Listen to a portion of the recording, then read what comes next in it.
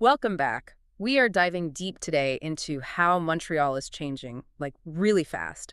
We've pulled together a whole bunch of updates from late October, looking at sources like wikiresidence.ca and infodrone.ca. Our aim is to give you a real snapshot of the strategic shifts happening right now in this major North American city.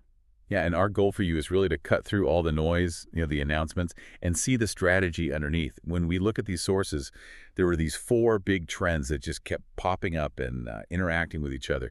You got this big push on technology, then there's the social economy making moves, a real effort to save old churches and heritage sites, and then these huge investments in building up the city and healthcare.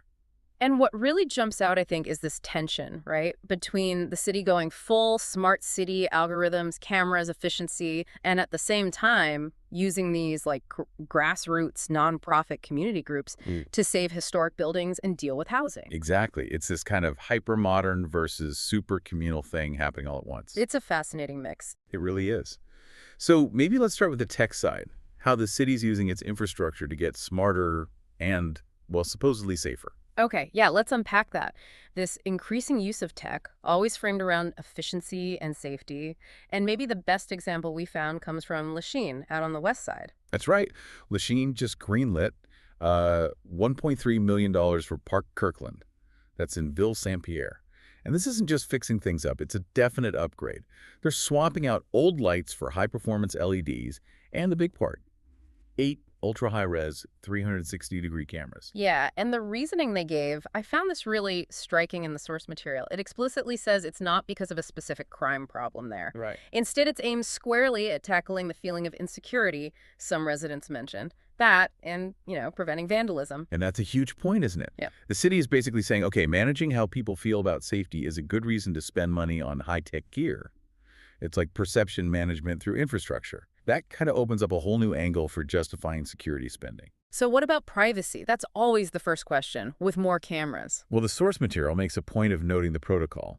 These cameras won't be watched live. Recordings are only pulled in case of incident by the IT team. Standard city procedure, apparently. Okay, but this Lachine project, it's not happening in a vacuum, is it? No, not at all. It's only really possible because the city's already laid the groundwork.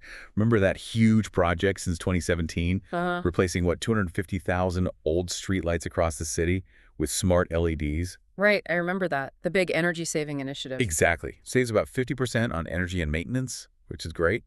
But strategically, Yeah. it created this citywide communication network. It's like a new digital layer over the city, ready for future smart stuff sensors and, yeah, more cameras for the police, the SPVM. And we're seeing that happen now. We are. The SPVM is definitely expanding its network. Yeah. They cite public concerns, especially around gun violence. So you've got new cameras already in places like Parc François Perrault and plans for Parc Nelson Mandela and Parc des Roseraies too. So, tech addressing feelings of safety on one hand.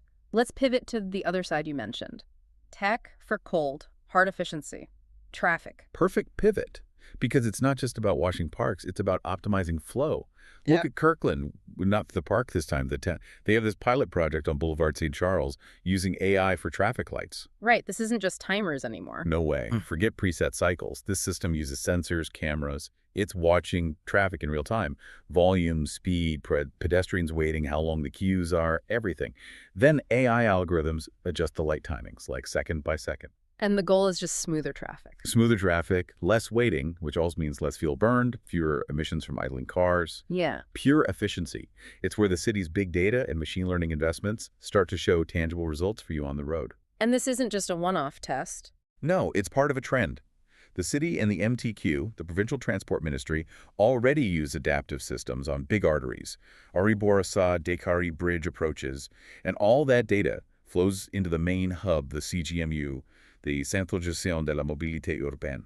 They're using huge data sets and machine learning to manage congestion citywide. Okay, so you've got the hard numbers of the CGMU managing traffic versus the Lachine cameras managing feelings. That really shows the two sides of the tech coin. It does. The high-tech reality in Montreal right now. Amazing how algorithms are taking over the roads. But let's completely switch gears now, from silicon chips to, well, bricks and mortar, saving Montreal's past, especially its churches, and not with tech, but with community deals. Yeah, and the challenge here is huge. You've got hundreds of these beautiful historic churches architecturally unique, but they just can't sustain themselves financially. I mean, you're boarded up, falling apart. It's a double loss. Mm. The heritage disappears, and you got this wasted potential in neighborhoods that need space. So the solution they're turning to is this social economy model. ESS, cooperatives, nonprofits. Exactly. And this is key because it changes the whole game. The ESS model takes the building off the speculative property market. Think of it like putting the building in trust for the community forever. Its purpose becomes collective utility, which actually fits the original purpose of these buildings, right? So it's not about flipping it for profit. Not at all. Millions have already gone into just basic repairs, roofs, masonry at places like Christchurch Cathedral, Saint Esprit de Rosemont, but that just stops the bleeding. To survive long term, they need a new function. The ESS model provides that function, often through things like community housing or services. How does the financing work, roughly? Well, the nonprofit or co-op essentially pays a very low sustainable rent or mortgage. This keeps the building viable, but shields it from, the crazy rent hikes a private developer would eventually demand. Can you give an example? Sure, look at the St. Eugene Church site in Rosemont. They're actually building housing there, social housing. And that project helps pay for the church's upkeep. So you get affordable housing, preserve the historic look of the church from the outside. It solves multiple problems. And community groups are actively pushing for this. Oh, yeah. The Coalition Montréalaise des Tables de Quartier, that's the coalition of neighborhood roundtables. They're big proponents of converting churches to house community organizations. It anchors that collective use idea. It's interesting that one of the best examples isn't even a church. You mentioned the Edifice Grover. Ah, yes. Yeah. On Rue Parthenay in Sainte-Marie. That building is a fantastic story of saving industrial heritage using this same kind of community-focused approach. It used to be the Knit to Fit factory built way back in 1923. Closed in 93, sat empty. And crucially, it was almost turned into luxury condos back in the mid-2000s, but people fought hard to stop that. Well, Now it's this vibrant hub for creatives.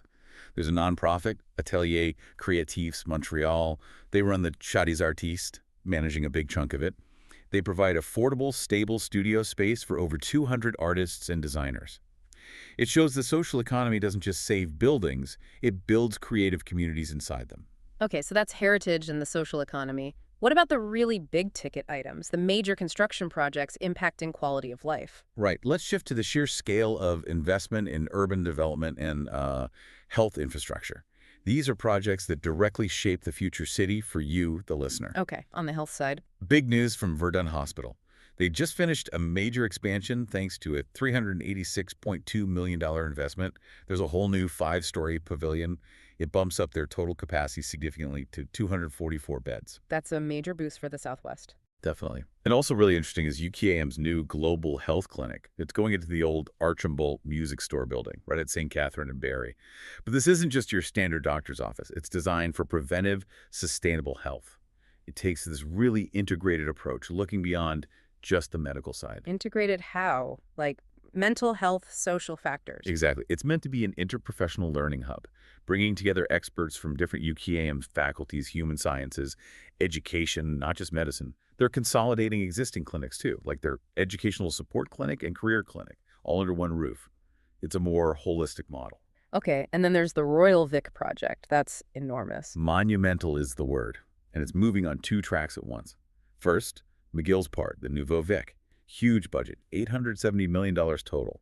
They're restoring 3 heritage buildings, replacing 3 others, adding almost 50,000 square meters of new teaching and research space, plus green space, better access to the mountain. So McGill gets the core heritage buildings for its university purposes, but there's another part. Yes, equally massive. The provincial government and the CDPQ, the Quebec Pension Fund manager, are studying converting 6 other buildings on the Royal Vic site into an inter-university city. An inter-university city, what does that mean practically? It means student housing, potentially almost 1,000 units, Sure. plus services. It's a direct shot at tackling the student housing crisis by using this incredible piece of real estate right downtown. It forces this dual purpose onto a historic site, research and housing. That's a big deal. We also saw updates on major residential projects that really showed the market pressures. Point Nord, out on Ile de Sur. Yeah, that development's been going on for 15 years. They're finishing up now with the last tower, Evolo Flex. And here's where you see the market dictating things. The developer made a huge pivot. How so? Condos prices just went nuts. Right. The median hit almost $700,000, up 34% in 5 years. So for this last tower, they scrapped the condo plan and switched to 314 luxury rental units instead. Wow. So even at the high end, the demand shifted from buying to renting. Seems like it, or at least the developer calculated the returns were better that way.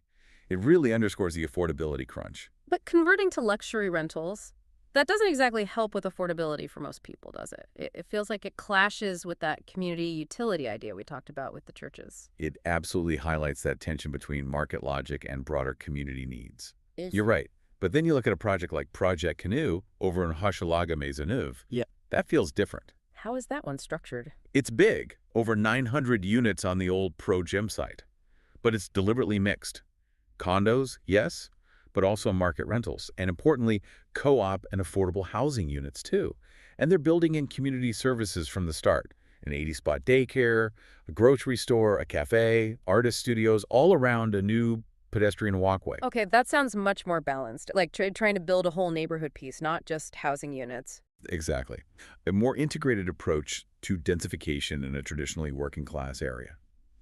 And watching over all these huge changes, you've got groups like Heritage Montreal. We should mention it's their 50th anniversary this year, founded by Phyllis Lambert back in '75. Still playing that watchdog role. Absolutely. Mhm. Keeping an eye on massive projects like the Royal Vic, protecting Mount Royal, pushing for planning that considers the build heritage, the natural landscape, everything together. They're a crucial voice. So wrapping this all up, Yeah. what's the big picture for you listening to all this? We've seen Montreal pouring money into efficiency, security, housing, but using these two really different toolkits, right? High-tech smart city stuff on one side and community-based social economy models on the other. Yeah, the key takeaway, I think, is that the city is using very specific local projects like the church conversions or that Kirkland traffic AI as test beds. They're testing strategies to tackle the big citywide problems. Affordability, traffic jams, how safe people feel. It's a city building upwards and outwards, but also trying, sometimes maybe struggling, to stay grounded in its communities. Which brings us back to that tech infrastructure, doesn't it? That smart lighting grid is now the foundation for maybe a lot more sensors, more cameras. And we heard some of that surveillance is being put in place partly to address feelings of insecurity, not just proven crime rates. So here's the question to maybe leave you with. In a city that's getting denser, more digital, how do we strike that balance? The balance between the efficiency and security promised by all this integrated smart tech and the need to protect that traditional, unmonitored public space we value. Where does that balance point end up? Something to think about as you navigate the changing streets of Montreal.